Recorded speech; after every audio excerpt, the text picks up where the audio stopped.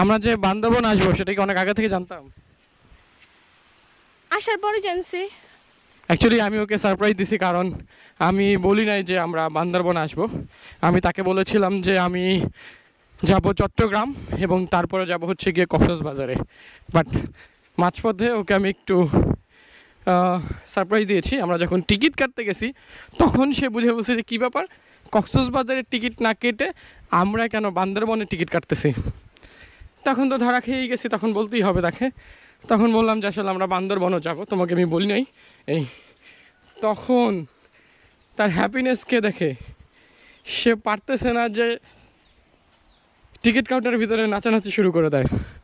And আলহামদুলিল্লাহ রূপালী ঝর্ণা একটু ছোট হইলেও দেখতে অনেক সুন্দর, একেবারে যে খারাপ তা না। আর এইখানকার এলাকার লোকাল যে আপুরা আছেন, ভাইয়ারা আছেন, তারাও খুবই আন্তরিক, তারাও খুবই ভালো।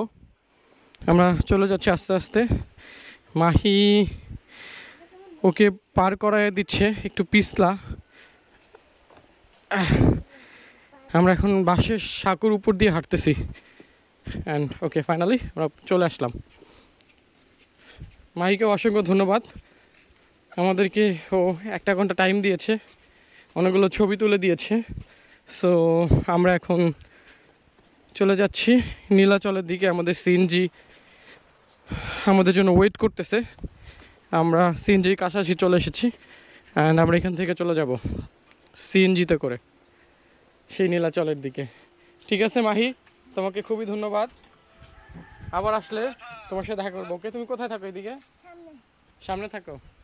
ঠিক আছে, ওকে মাহি, বাই বাই, থাকো। তুমি কি যাবো আমাদের সাথে গাড়িতে করে? সামনে যাবে, ঠিক আছে। মাহিও সামনে যাবে। ওকে, চলে যাচ্ছি।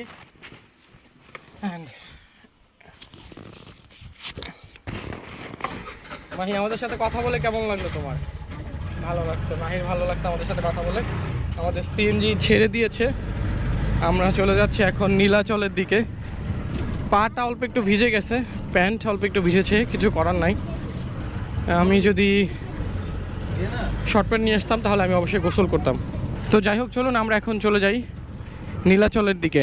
এই হচ্ছে পাহাড়ি ভিউ, পাহাড় দেখা যাচ্ছে দূর থেকে। কেন আসলে এটাকে টুরিস্ট স্পট বলা হয়, না আসলে আসলে আপনারা বুঝবেন না। অবশ্যই যারা ঢাকা থাকেন অথবা ঢাকার বাইরে থাকেন তারা অবশ্যই আসবেন, এবং যারা দেশের বাইরে থেকে আসতে চান তারাও আসতে পারবেন। অনেকে ইন্ডিয়া থেকে আসেন, কলকাতা থেকে আসেন, তারাও ঘুরে যাবেন, আমাদের বাংলাদেশটাকে দেখে যাবেন।